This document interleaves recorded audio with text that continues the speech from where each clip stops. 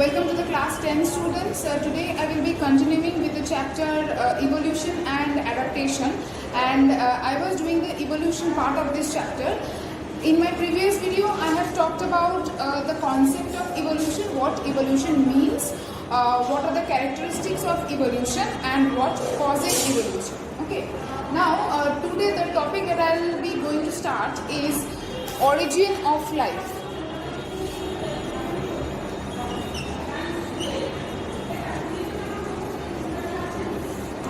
This is all about how origin of life took place on earth. You have studied this topic in your class 9 syllabus, and from there also you have a basic idea about how origin of life took place. So this is basically based on the chemical theory or the theory of abiogenesis.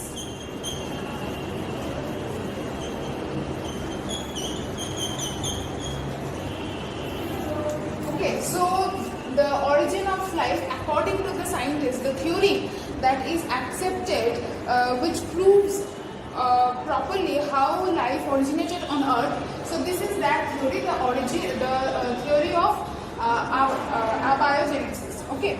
Now, according to this theory, what is said means how life originated. The first thing is that scientists said that Earth was in the primitive atmosphere. Initially, the Earth was like, as I am doing in points. Okay, Earth was like a fireball.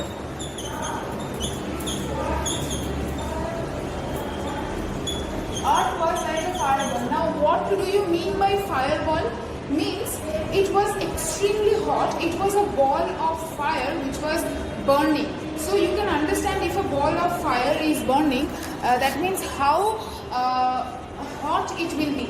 Okay, so they said that Earth was like a fireball, and there were innumerable atoms of different elements like hydrogen, oxygen, nitrogen, carbon, sulfur, phosphorus, etc.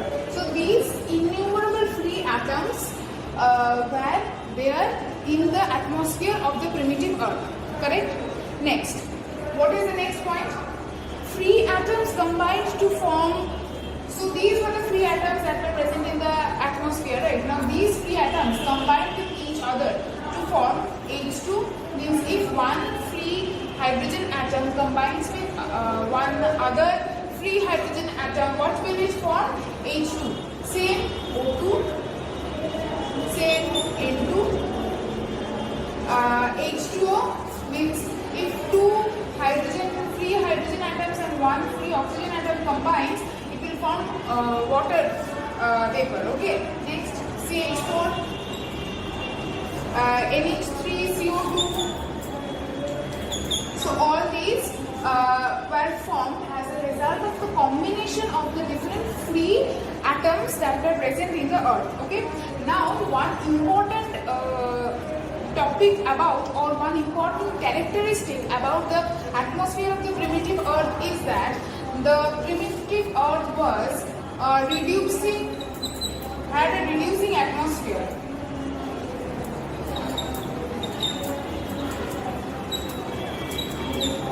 What do you mean by reducing atmosphere?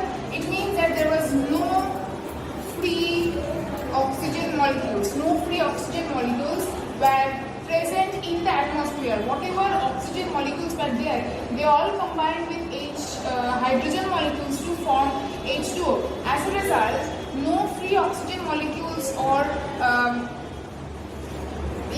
oxygen molecules were present in the atmosphere, unlike the atmosphere of our present Earth, which is oxidizing atmosphere, because it has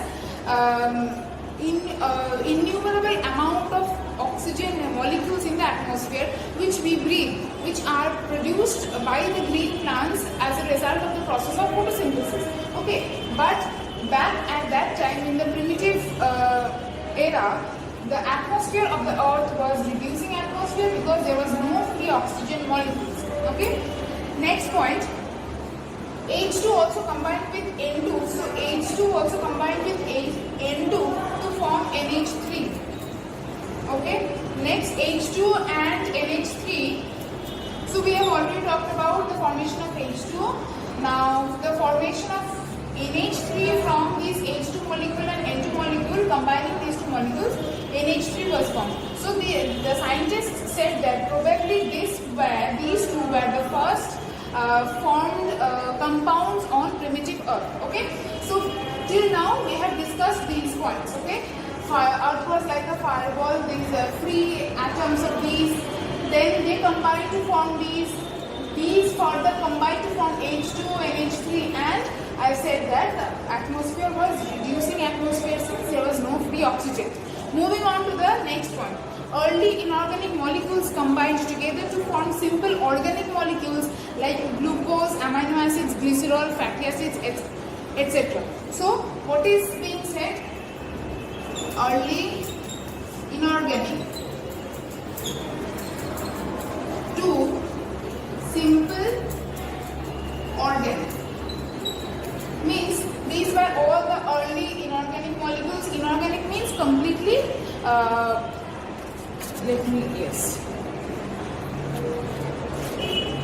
inorganic means completely chemical molecules. Okay, so these inorganic molecules, they combined with each other to form simple organic molecules. Organic means which are part of the living organisms. Okay, early inorganic molecules combined together to form simple organic molecules like what?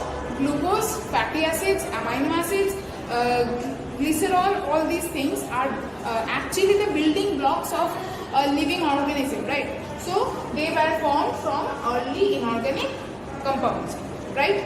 These organic molecules assemble together to form microsphere that could grow by budding. So in class 9 you have studied about microsphere, which was one of the models of chemical evolution, microsphere model. So these simple organic molecules combine further to form the microsphere. Okay, so till now I hope it is clear to you all. What is the next point? Let me rub this and I can write the points.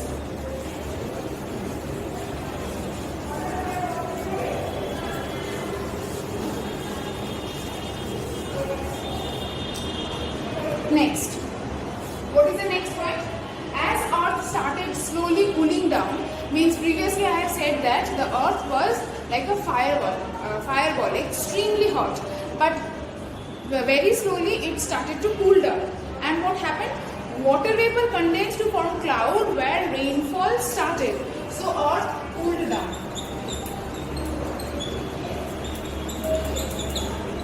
As a result, what happened? Rainfall started. Rainfall started, right? Then what will happen?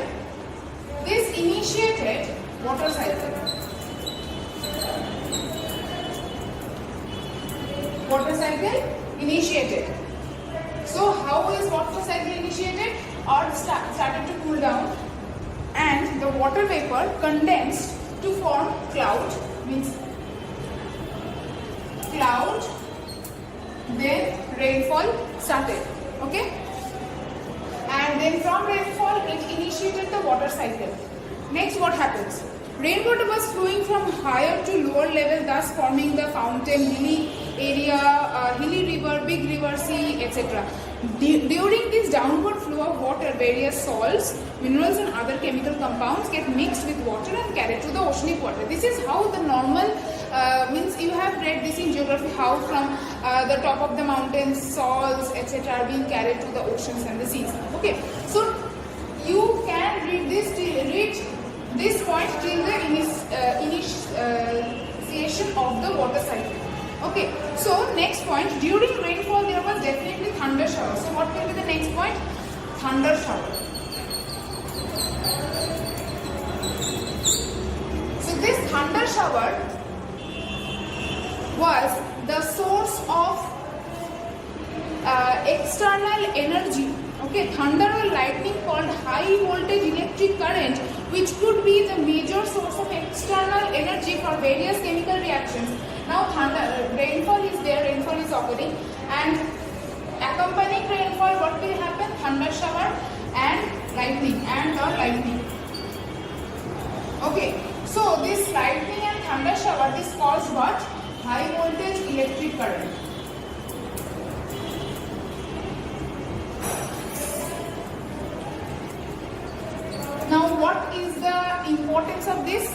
what is the importance of producing this high voltage electric current? This high voltage electric current acted as the major source of external energy that stimulated various chemical reactions. Okay, this stimulated various chemical reactions. Next, in this way, probably a variety of complex organic molecules like protein, fatty acids, nucleosides were formed and accumulated in the sea. Okay, so these chemical reactions stimulated the formation of proteins, fatty acids and nucleotides which were accumulated in the sea. So this is how origin of life took place on earth. So previously what I have written, I have discussed that again. To give a recap from here, earth started to cool down. As a result, what happened? The water vapor condensed and started forming cloud, and then cloud resulted into rainfall. As rainfall started, this initiated the water cycle. Correct? Now water cycle is initiated, it is continuously going on. Rainfall will be accompanied by thunder shower or lightning, which produces what? High voltage electric current. What is the significance of this high voltage electric current? It acted as an external source of electricity, which stimulated different chemical reactions, as a result of which different fatty acids, nucleotides, all these like proteins, different organic molecules will be formed and they accumulated in the sea. This is how the total theory of abiogenesis proves that origin of life took place. Okay, so I hope you have understood this. I will continue with the next topic in the next video. The next topic will be the experiment of Miller and Urey, which practically or experimentally proves this theory. Means this theory was given by Oparin and Haldane, that I have not said previously. Oparin and Haldane. Okay, so the theory of abiogenesis given by Oparin and Haldane is just a theoretical explanation of how life originated. There was no proof to it, but there were two other scientists, Urey and Miller, who wanted to experimentally prove this theory given by these two scientists. So we will see in the next video how they can prove this theory experimentally. Okay, thank you.